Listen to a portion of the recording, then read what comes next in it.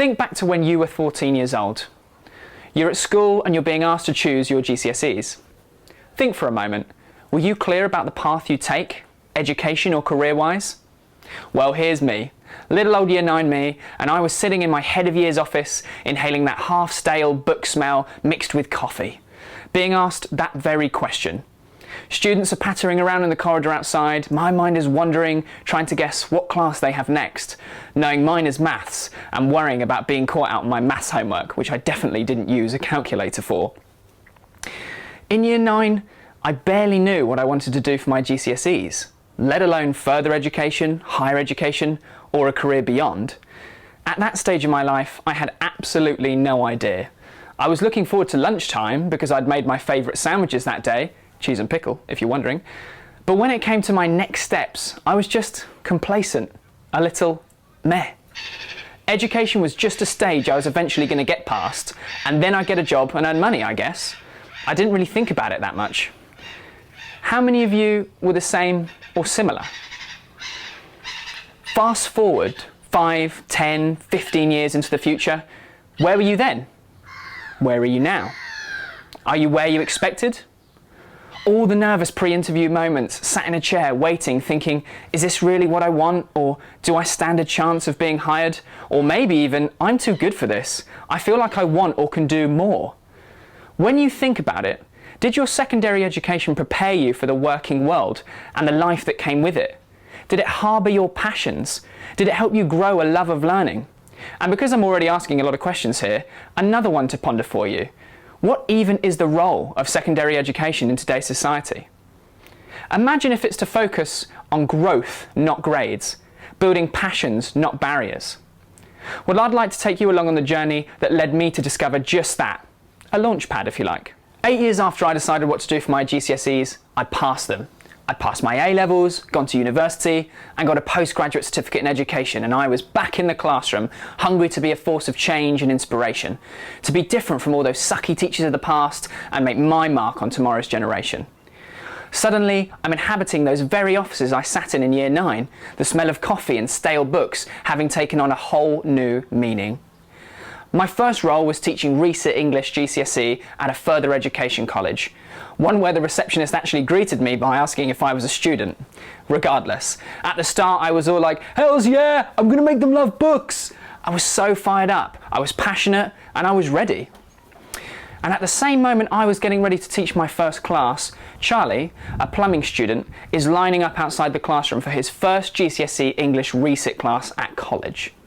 While the dull carpets, smell of bleach, and the not-so-hush chatter around him are similar to his secondary school, this feels new, like a fresh start. He was never very good at English at school, he hated the books and poems, and when it came to the exams, he just hadn't known where to start. He came out with a D. But that was then, and this is now, and he had another chance to put GCSE English behind him and focus on something else. He hoped that this year, it'd be different, and he would pass. But it took Charlie only 2 months back in my classroom to realise it wasn't going to be any different. He still struggled to comprehend Charles Dickens and his notions of poverty and privilege, and he confused his single and multi-clause sentences, his verbs, adjectives, similes and metaphors. Actually, to be honest, he hadn't got a clue what they even were. He felt deflated, defeated, and totally overwhelmed by what he had to learn. So he shut down. He doesn't think he had his chance of passing. At about this moment, Charlie decides he's going to fail English again. I too realise that my students are just cannon fodder for a curriculum that isn't ready to make reasonable adjustments for them. They resented the subject even though they told they needed it. They fought against it, and it was a battle already lost. I felt foolish to think that I could even get them to love this subject, and after just 3 months, I quit. In another of my teaching roles that followed, in a secondary school, I wanted to inspire passion and fight for growth, not grades, but I found it very much the same. Secondary schools are exactly as you remember them. Poorly ventilated magnolia classrooms, the cheap shelving stacked with books, and the chaos of hundreds of students gathering in corridors in the morning and in between lessons. Where I'd failed to ignite the passions of my students my first go-round, this would be different. I just knew it. These weren't students burdened with resits. These were fresh students, young and hungry to impress. So I took to my first year 10 class all, Mr. James incoming with knowledge bombs ready to be dropped, to be met with Rachel on the back row ask me, can't we just watch the film instead? And shockingly, I saw others just like Charlie here too, in my top and bottom sets alike. Yet he wasn't in a resit class, but that same resignation to failure was present, that distant disinterest that comes from a simple misunderstanding left to stew over the years before it becomes a wall of resentment. To try and battle that wall, I'd found myself slipping into phrases and expressions I had heard while I was at school. Phrases like, what do you want to do when you're older? Good grades means good jobs. Competition is stiffer than ever out there, and you need to make sure that you stand out. I found myself repeating the same spiel my teachers had given me to try and coax my interest and buy-in about why poetry and Shakespeare is still as relevant today as any other time. Just trying to make arguments to prove that what we were teaching was important in modern society and important for my students' careers. There were and are two huge problems in secondary. The curriculum and their exams confuse what's important, the skills, with what's less important, the material. And when it came to justifying the curriculum to my students, I just dangled the career carrot from a stick, tantalisingly out of reach. And it all came down to the world of work, getting a job at the end of it. But the straw that broke the camel's back for me was when my head of department came into the office, defeated by her superiors, to tell us that the Year 9's Introduction to English GCSE, a subject which loads of them already struggled with, was going to be exams. And when I said, well, why don't we all just stand against this and say it's wrong? This isn't all about grades. I was met by a resounding, what's the point? And this came from a group of teachers I had massive respect for. They were brilliant, but they were defeated. And I was too selfish to let that happen to me. I couldn't be a teacher that yearned for change he'd never get. I didn't quit because I was done with education. I quit because I felt powerless to make meaningful change. 80% of classroom teachers leave in the first 5 years. And the future is going to bring more teachers and students who come, try their best just to fail. The only difference is teachers can quit. Change has to happen. Right now, secondary and further education to an extent are a one-size-fits-all, make-it-or-retake-it system that filters your students through on the pretense that good grades equals good jobs, but that simply isn't true. What would be more accurate is to say that those exam factories prepare your students for higher education. They prepare them to stay in the system. They don't look too far out of it. If your message is that secondary and further education prepares students for the world of work, then what's taught and how it's assessed must change. I ran a poll on LinkedIn asking all the professionals in my network what education meant to them and to their business. The results were resounding. 86% of them believe that education isn't about job assurance. It isn't about high grades, new titles and money. It's about continual growth. It's something inherently personal, enhancing oneself. Now here's that same poll, but the audience is now aimed at 11 to 18-year-olds. You'll see the results are very different. What education meant to the majority of this cohort was job assurance, followed not so closely by continual growth, then high grades, new titles and money. I'm not suggesting that our schools aren't teaching growth mindsets and telling students education is about more than grades. I'm telling you that regardless of whether some of you are saying this or not, students aren't believing it. They believe it's about getting a job at the other side. And you should have heard some of the differences between the professionals' ideas and the students. Professionals believe that education is a lifelong endeavour. It helps you lead a fuller life, which has an economic component but goes well beyond workplace advantage. While the 11 to 18-year-olds' comments revolved around the chance to learn about subjects or careers they might have an interest in, to become smarter and increase their job chances, their ideas of what education is show such a disconnect between them and the professionals they aspire to be. They're not in it for personal growth, they're in it to get a job. This mindset has to be held accountable, and so too do our curriculums. They're outdated and they're two-dimensional. Robert Kiyosaki, famous business author and billionaire, quotes in his novel Rich Dad Poor Dad, "Whenever the teacher said, if you don't get good grades, you won't do well in the real world, Mike and I just raised our eyebrows. Schools were designed to produce good employees instead of employers. While I certainly don't agree with Kiyosaki in every respect, the way he saw American education in the 60s is vastly similar to how I see it now in the UK. We teach children and young adults to be great workers, not CEOs, not solo entrepreneurs or managers. We teach them to start at the bottom, teach them to get a job, not make a job or have a job find you.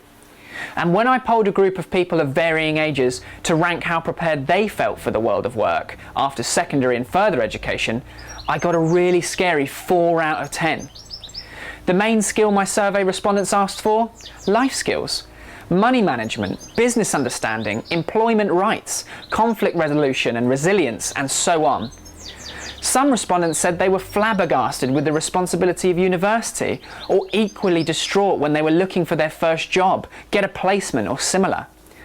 Others noted that they were clueless about how to turn their own passion into something, how to start a career for themselves, make their own business, be who they wanted to be, achieve what they wanted to achieve. Others simply said education was too abstract and not applicable to the real world. Again, I implore you to think back to my point about skills being the most important thing in secondary.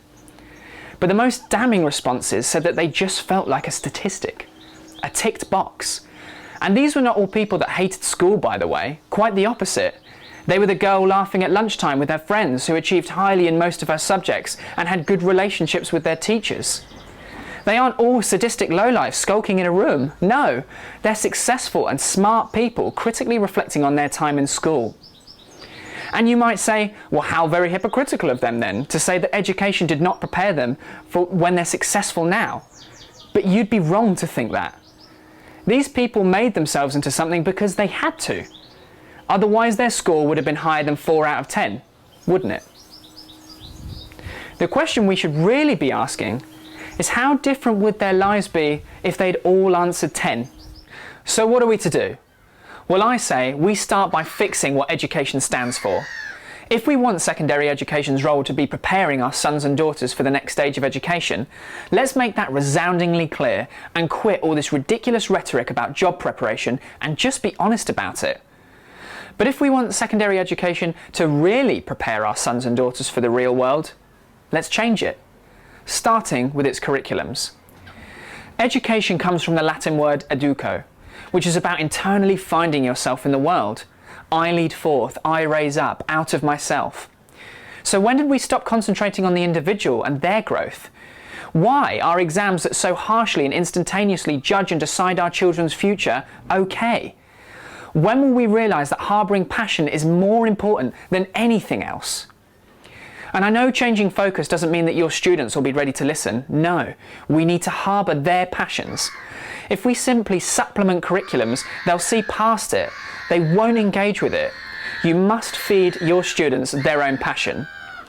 In English literature, for example, understanding Shakespeare is not as important as knowing how to critically think. Why can't I teach critical thinking using a modern text which tackles racism, oppression, morality or sexism? Why must I go with an archaic and difficult to access text? I'm not saying there's no place for Shakespeare. There is in later education for those whose passion is literature. But for Charlie sitting in my GCSE class who needs to critically think and analyse so that when he completes his BTEC in plumbing he can fit into society with his own opinions and notions and be better equipped to tackle communication challenges he'll face in later life, why won't breaking down the lyrics of his favourite songs suffice? Or analysing the language used in a series of Instagram posts that stood up for Black Lives Matter? Or breaking down the choices an author made when reviewing the new Bugatti Veyron model? Or even by understanding the script to a comedy YouTube video that entertained him so much? The skills he'll use to achieve these tasks are the same. He'll just be growing a passion or series of passions while he undergoes each task. And when assessment comes, why not judge Charlie's ability on these styles of texts that he doesn't only engage with, but he's passionate about? Isn't this the content he'll be interacting with on a daily basis? So why are we so afraid of embracing it? It's the skills that matter most for Charlie.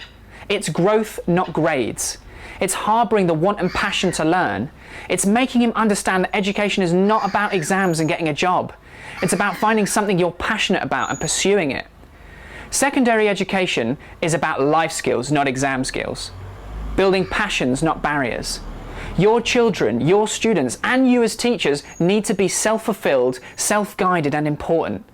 And unless education puts barriers and their beloved curriculums behind them, then more students and teachers will be lost. Could you imagine how different your education would have been if you were taught to follow your passions? What would you be doing now? Where would you be? Would you have gotten where you are faster? Or would you be somewhere completely different? One thing that I'm sure about is that every student, every Charlie out there needs change, and every teacher needs change too. Our conversations about secondary education must inspire change. Thank you.